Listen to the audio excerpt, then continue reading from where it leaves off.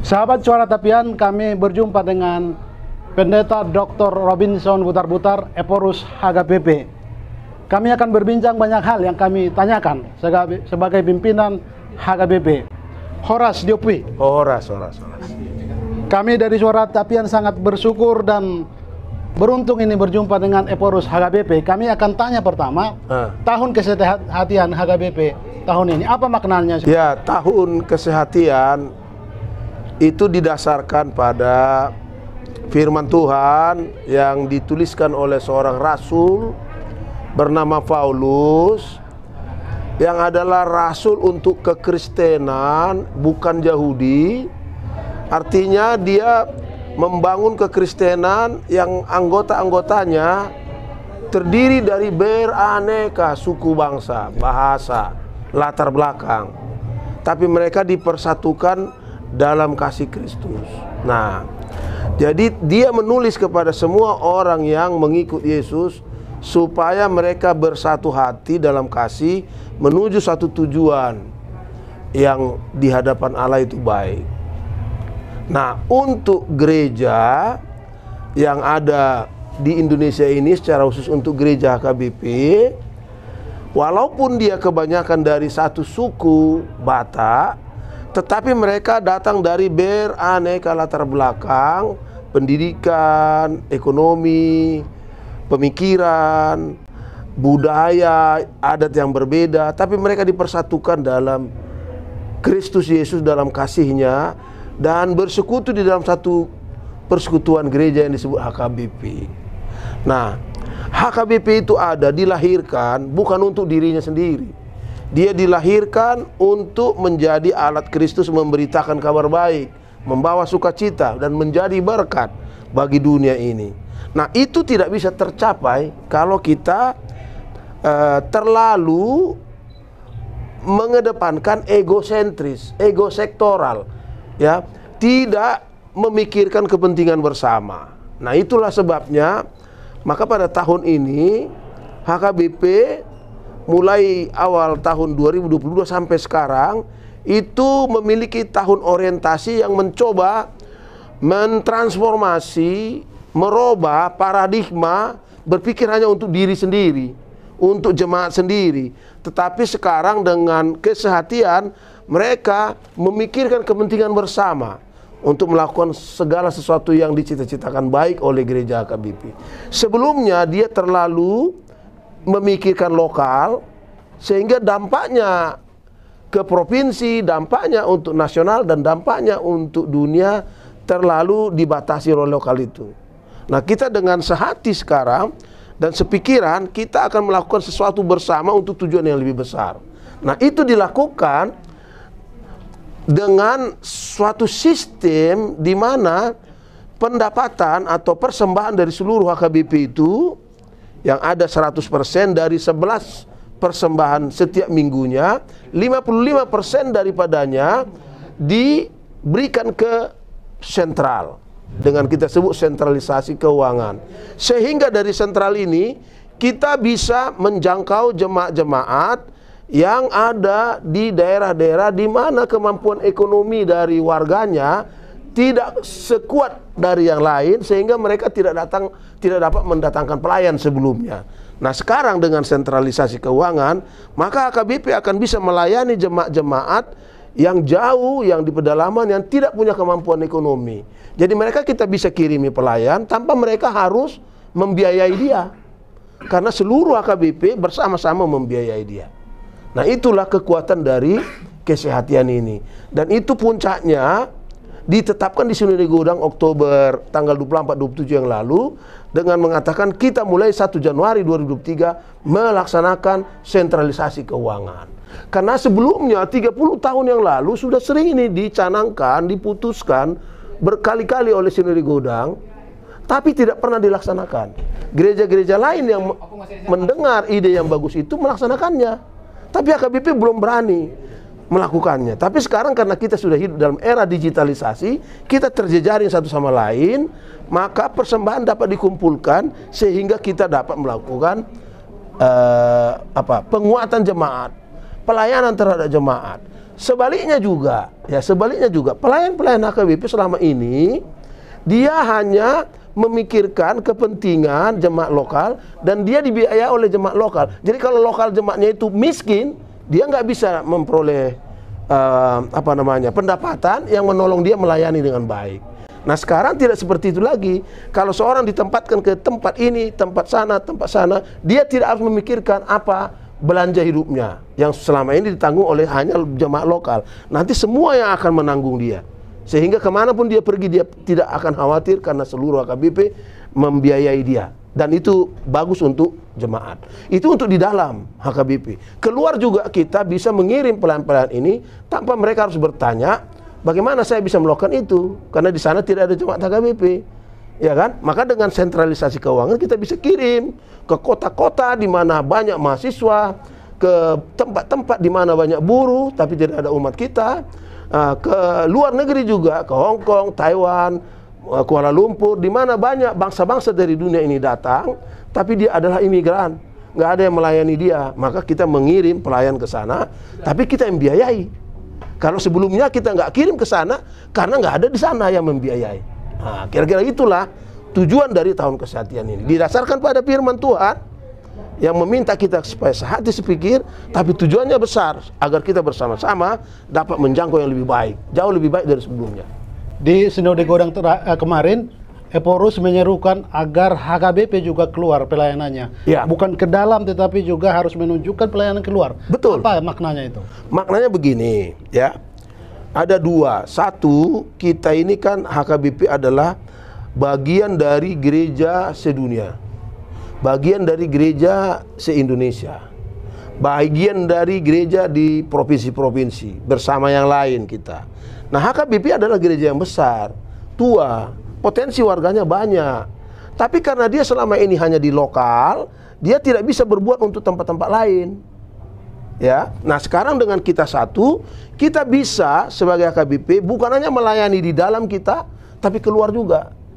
Kita bisa keluar, kita bisa bekerja sama dengan organisasi-organisasi agama untuk menghadapi masalah-masalah kemanusiaan, menghadapi masalah bencana alam, masalah sosial. Kita bersama-sama karena kita punya dana yang datang dari semua jemaat. Sebelumnya nggak bisa karena dana di pusat sangat terbatas.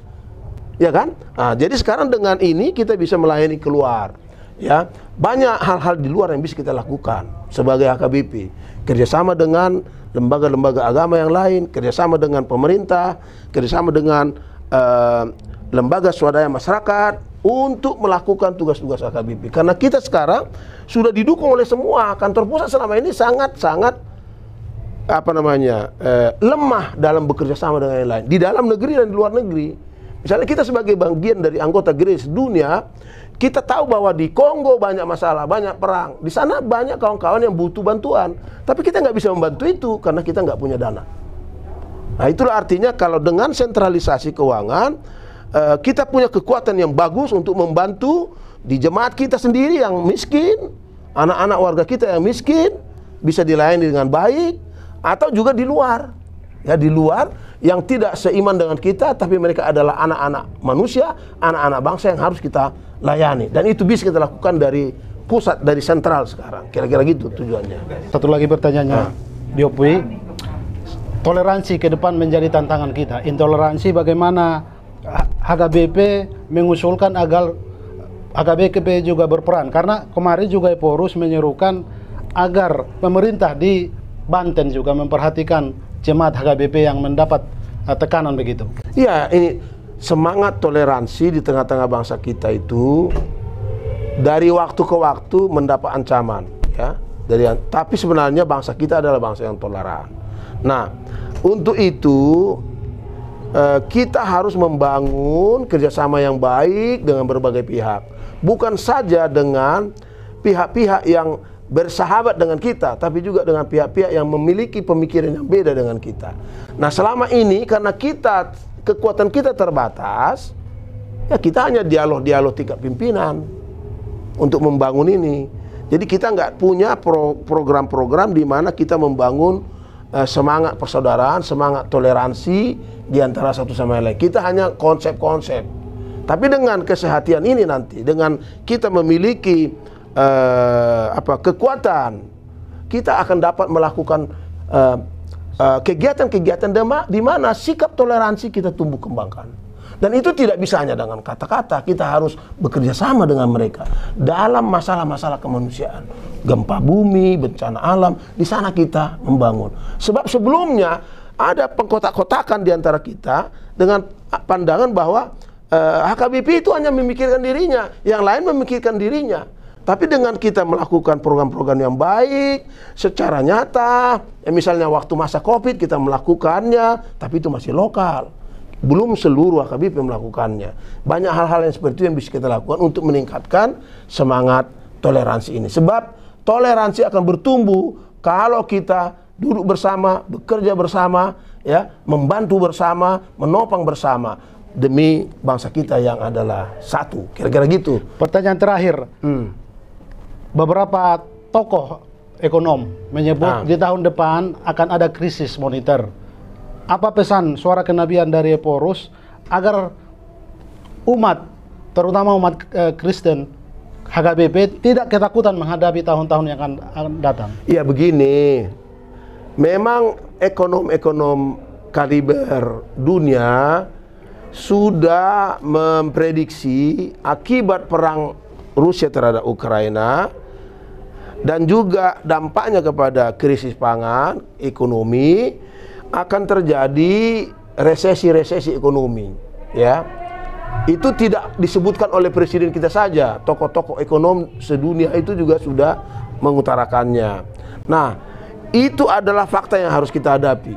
Nah, kita sebagai orang-orang yang memiliki keyakinan pada Tuhan yang Maha Kuasa, yang Maha Kasih, yang selalu siap mendampingi kita menghadapi masalah-masalah, menghadapi tantangan yang ada di sejarah kemanusiaan, ya, kita memiliki keyakinan itu. Karena itu kita tidak boleh hidup dalam atau membawa pesan pesimisme, pesan ketakutan, tapi sebagai kekristenan kita harus terus membawa semangat yang optimis, ya. Nah, tapi itu tidak hanya kata-kata.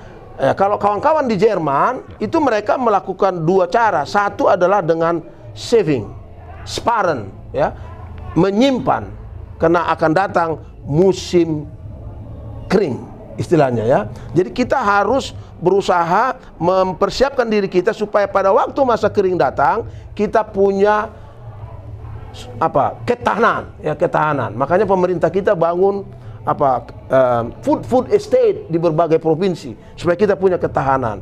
Itu satu, sparen supaya kita dapat bertahan. Tapi yang kedua, ya kan, kita kan ini gereja. Ini kita disemangati oleh teologi yang mengatakan kita adalah satu. Kita harus saling mendukung.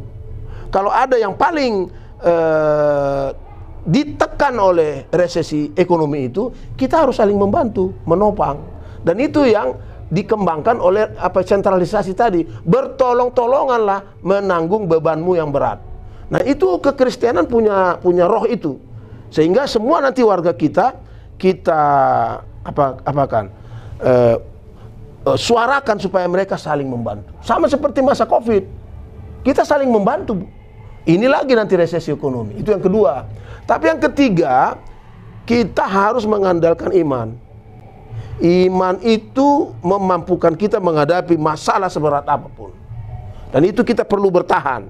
Jangan cepat menyerah, jangan cepat pesimis, jangan cepat kita bunuh diri karena masalah yang terlalu berat. Nah, iman bahwa Tuhan akan mengeluarkan kita, membawa kita keluar dari masalah-masalah ini. Jadi yang tiga itu yang harus kita lakukan sebagai gereja, sebagai hamba-hamba Tuhan. Maka saya bilang kepada kawan-kawan pendeta, jangan bawa pesan pesimisme, tapi bawalah pesan harapan. Karena itulah sebabnya Kristus datang untuk membawa kabar baik, ya, membawa kita, dilepaskan kita dari ketakutan-ketakutan yang datang, dan dia membebaskan kita lewat pengorbanannya. Itu kita contoh pengorbanan Yesus, sehingga kawan-kawan yang terpapar gara-gara resesi ekonomi ini, kita harus memiliki semangat pengorbanan untuk menolong mereka. Itulah 4 hal yang kekristenan tawarkan, dan itu HKBP cukup kuat dari dulu. melakukan aksi-aksi solidaritas, aksi-aksi diakonia pada saat-saat ketika umat manusia, kawan kita ditekan oleh kuasa-kuasa yang kelihatan maupun yang tidak kelihatan. Kira-kira begitu ya. Terima kasih, Terakhir, Jopi. oke?